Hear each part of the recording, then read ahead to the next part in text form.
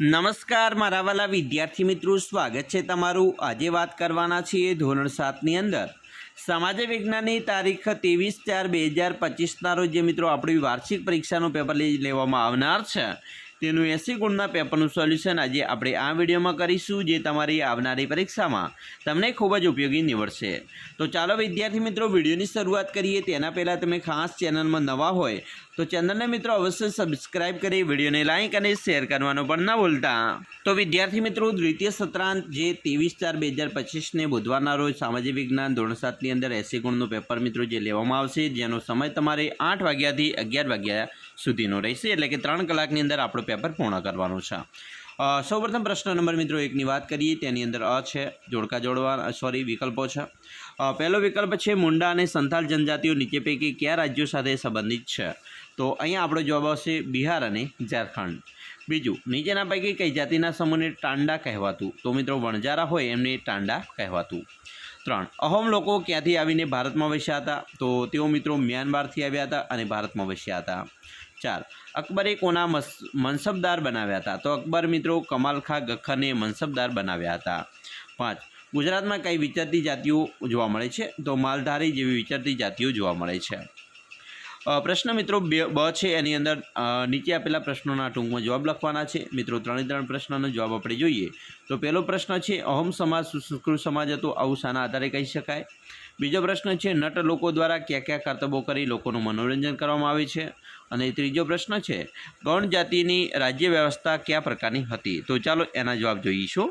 તો એનો મિત્રો જવાબ આપણે લખી શકીએ કે અહોમ સમાજ, પહેલો પ્રશ્ન હતો જે અહોમ સમાજ સુસંસ્કૃત સમાજ હતો, તો અહીંયા લખી શકાય કે અહોમ સમાજ સુસંસ્કૃત સમાજ હતો। કવિઓ અને વિદ્વાનોએ જમીનદારમાં આપવામાં આવતી, નાટ્ય પ્રવૃત્તિને પ્રોત્સાહન આપવામાં આવતું, સંસ્કૃતની અગત્યની સાહિત્ય કૃતિઓને સ્થાનિક ભાષામાં અનુવાદ કરવામાં આવતો, બુરંજી નામની ઐતિહાસિક કૃતિને પહેલાં અહોમ ભાષામાં અને પછી આસામી ભાષાની અંદર લખવામાં આવતું હતું। તો એના વિશે મિત્રો વધારે લખવું હોય તો અહોમની અંદર તમે આ લખી શકો છો, બરાબર, અહોમ ભાષા વિશે। તો અહોમ સમાજ સુસંસ્કૃત સમાજ હતો। એના પછી મિત્રો પ્રશ્ન હતો ગોંડ વિશે જણાવવાનો। તો ગોંડ વિશે મિત્રો જનજાતિ વિશે આપણે આ રીતે પ્રશ્નોનો જવાબ લખી શકીએ છીએ। તેના આ મુદ્દા સરસ મજાના લખી શકીએ છીએ, તૈયાર કરી લેજો। અને મિત્રો નટ જે જાણ્યા છે, બરાબર, નટ માટે જે આપણા માટે પ્રશ્ન હતો, તો નટ માટેના પ્રશ્ન છે એ આપણને ખૂબ જ આ પ્રશ્નનો જવાબ ઉપયોગી નીવડશે, એટલે આ તૈયાર કરી લેવાનો રહેશે।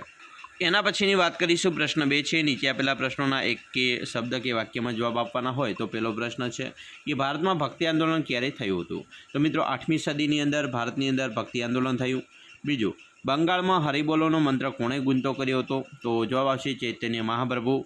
3, બ્રજમાં રહીને શ્રી કૃષ્ણના પદો કોણે રચ્યા હતા? તો જવાબ આવશે સૂરદાસે રચ્યા હતા। 4, શીખ ધર્મના સ્થાપક કોણ હતા? તો શીખ ધર્મના સ્થાપક ગુરુ નાનક હતા। 5, અલવાર સંતો વૈષ્ણવ હતા, તો નયના સંતો કેવા હતા? તો શૈવ હતા। 6, ભારતમાં સૂફી મત ફેલાવનાર મુખ્ય કેટલી પરંપરાઓ હતી? તો કુલ 4 પરંપરા। 7, દક્ષિણ ભારતમાં કયા લોકપ્રિય ચિશ્તી સંત હતા? તો જવાબ આવશે શેખ બુરહાનુદ્દીન।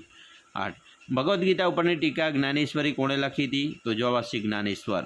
9, તુલસીદાસ તો તેમણે રામચરિત માનસ લખ્યું, તો ગુરુ નાનકમાં આવશે ગુરુ ગ્રંથ સાહિબ। 10, ભક્તિ માર્ગના અનુયાયીઓ શાના વિરોધી હતા? તો મિત્રો ભક્તિ માર્ગના અનુયાયીઓ મૂર્તિ પૂજા અને ક્રિયાકાંડના વિરોધી હતા। પ્રશ્ન 3 છે મને ઓળખો, જેની અંદર પહેલો પ્રશ્ન છે કે મારું જન્મસ્થળ કાલડી હતું, તો એનો જવાબ આવશે શંકરાચાર્ય। બીજું, હું શ્રી કૃષ્ણને ગિરધર ગોપાલના રૂપમાં પૂજતી હતી, જવાબ આવશે મીરાબાઈ। ત્રીજું, હું મહારાષ્ટ્રમાં ભક્તિ આંદોલનનું મુખ્ય કેન્દ્ર હતું, તો પંઢરપુરનું વિઠોબા મંદિર। 4, મેં રચેલા પદો પ્રભાતિયા તરીકે ઓળખાય છે, તો નરસિંહ મહેતા। 5, હું ઉચ્ચ નીચના ભેદભાવનો વિરોધ કરી સૌને સમાન ગણતો હતો, તો જવાબ આવશે એકનાથ। પ્રશ્ન મિત્રો 4 છે, એનો છે નીચેના પ્રશ્નોના ટૂંકમાં જવાબ આપવાના છે। અહીંયા મિત્રો 4 પ્રશ્નો આપેલા છે, 4 પ્રશ્નોનો જવાબ તમે તૈયાર કરી લેજો। જેમાં પહેલો પ્રશ્ન છે શિવાજીએ તેમના સમયમાં કોની સાથે સંઘર્ષ કર્યો હતો? તો મિત્રો ઔરંગઝેબ સાથે સંઘર્ષ કરેલો છે તેમણે। બીજું છે પંજાબ કેસરી રણજીતસિંહની યુદ્ધનીતિ વિશે નોંધ લખો, બરાબર। ત્રીજું છે રાજા સવાઈ જયસિંહની સિદ્ધિઓ વર્ણવો। અને 4, પારિભાષિક શબ્દ વેધશાળાની સમજૂતી આપો। તો 4 પ્રશ્નો મિત્રો ખૂબ જ મોસ્ટ આઈએમપી છે, તૈયાર કરી લેજો। એના પછી જોઈશું પ્રશ્ન મિત્રો 4નો બ છે, વિધાન ખરા છે કે ખોટા ચેકીને લખવાના છે। પહેલો પ્રશ્ન છે પ્રથમ પેશવા બાલાજી વિશ્વનાથ મિત્રો હતા, તો બાજીરાવ ચકી દઈશું। બીજું, જયપુર શહેરની સ્થાપના જયસિંહે કરી હતી, ઉદય પર ચેકી દઈશું. ત્રીજું, પ્લાસી યુદ્ધથી મિત્રો અંગ્રેજોને 24 પરગણાની જાગીર મળી, બક્સરના યુદ્ધથી નહીં, એટલે ચેકી દઈશું બક્સરનું યુદ્ધ. પ્રશ્ન મિત્રો 5 છે, જેની અંદર નીચેના પ્રશ્નોના મુદ્દા જવાબ આપવાના છે. જેમાં પહેલો પ્રશ્ન છે, આપતીની અસરો જણાવો. અને વાવાઝોડું એટલે શું? વાવાઝોડા દરમિયાન કઈ સાવચેતી રાખશો? તો આ પ્રશ્ન મિત્રો મોસ્ટ આઈએમપી છે તમારા માટે, એટલે તૈયાર કરવા ખૂબ જ જરૂરી છે.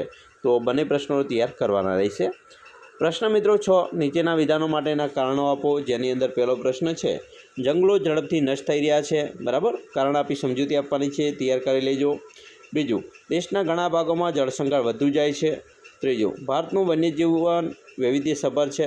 તો ત્રણેય પ્રશ્નોના મોસ્ટ આઈએમપી મિત્રો જવાબ આપવાના રહેશે. પ્રશ્ન મિત્રો 7 છે, જેની અંદર ખાલિયા પૂર્ણ કરવાની છે. પહેલી ખાલિયા છે કે જાતિગત ભિન્નતાની અસર મોટે ભાગે ગામડાઓમાં જોવા મળે છે. બીજું, ભારતના પ્રથમ મહિલા વિદેશ મંત્રી સુષ્મા સ્વરાજ હતા. 3, કલ્પના ચાવલાનું નામ મિત્રો આકાશ ક્ષેત્ર સાથે જોડાયેલ છે. 4, કેન્દ્ર સરકાર દ્વારા દર 10 વર્ષે વસ્તી ગણતરી કરવામાં આવે છે. 5, આપણા દેશમાં છોકરાઓ અને છોકરીઓ ઉછેરમાં અસમાનતા જોવા મળે છે. પ્રશ્ન 8 છે મિત્રો, ટૂંકમાં ઉત્તર આપવાના છે. જેમાં પહેલો પ્રશ્ન છે કે ભાઈ તમારી શાળા કક્ષાએ તમારા વર્ગમાં શ્રેષ્ઠ કામ કરતી વિદ્યાર્થીના કામનું વર્ણન કરો. તો તમારી રીતે મિત્રો સરસ મજાનું વર્ણન આપણે કરી શકીએ છીએ તમારા શબ્દોની અંદર. બીજો પ્રશ્ન છે, કયા કયા કામમાં મહિલાઓ આજે પણ ઓછી જોવા મળે છે? બરાબર, ઘણા કામો છે જેની અંદર મહિલાઓ મિત્રો ઓછી જોવા મળે છે. આર્મી ક્ષેત્ર છે, લશ્કરી ક્ષેત્ર છે, પોલીસ ક્ષેત્ર હોય, બરાબર, તો આ ક્ષેત્રની અંદર ઓછી જોવા મળે છે, એ આપણે લખી શકીએ. ત્રીજું, વિવિધ ક્ષેત્રોની 2 સફળ મહિલાઓના ટૂંકમાં પરિચય આપો. તો વિવિધ ક્ષેત્રની અંદર 2 સફળ મહિલાઓ વિશે તમે લખી શકો છો, જેમ કે સુનિતા વિલિયમ્સ અવકાશ ક્ષેત્રે, બરાબર, અવકાશ ક્ષેત્રે સુનિતા વિલિયમ્સ થઈ ગયા છે. પછી મિત્રો તમે બીજા પણ લોકગાયિકા છે, બરાબર, જે ગાયિકા થઈ ગયા છે, તો આશા ભોસલે, એના વિશે પણ લખી શકો છો. બરાબર, ચાલો એના પછી પ્રશ્ન 9 જોઈશું, ખરા વિધાન ખોટા વિધાન. જેમાં પહેલો પ્રશ્ન છે, મોબાઈલ ફોન સંચાર માધ્યમનું ઉત્તમ સાધન છે. તો સાચું વિધાન છે.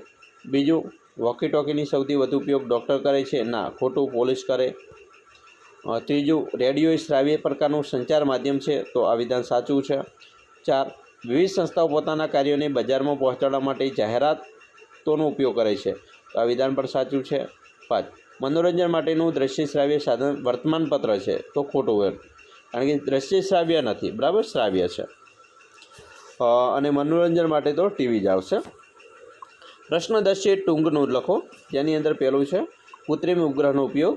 બીજું, મોબાઈલ ફોન દ્વારા પ્રાપ્ત થતી સુવિધાઓ. બંને પ્રશ્નોના જવાબ તૈયાર કરી લેજો. પ્રશ્ન 11 છે, સંકલ્પના સમજાવવાની છે, બજાર અને ગ્રાહક.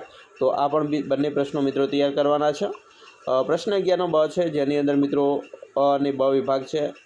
અની વાત કરીએ તો વૂલમાર્ક, તો તેમાં આવશે ઊનની બનાવટ માટે. લીલો રંગ, તો તેમાં આવશે શાકાહારી ખાદ્ય સામગ્રી પર. ISIRનો માર્કો ઘર વપરાશની ચીજવસ્તુઓ પર. હોલમાર્ક સોના ચાંદીની બનાવટ પર. અને FSSAI તો આવશે ખાદ્ય પદાર્થો પર. તો આ પણ પ્રશ્નો ખૂબ જ મોસ્ટ આઈએમપી છે, તૈયાર કરી લેવાના રહેશે. તો વિદ્યાર્થી મિત્રો, આવી રીતે તમારું જે પ્રશ્નપત્ર છે એ મોસ્ટ આઈએમપી રહેશે. અમે આશા રાખીએ છીએ તમને આપણો આ વિડીયો પણ ખૂબ જ ઉપયોગી નીવડશે. અને ખાસ વિડીયો ગમ્યો હોય તો લાઇક, શેર અને સબસ્ક્રાઈબ કરવાનું પણ ન ભૂલતા.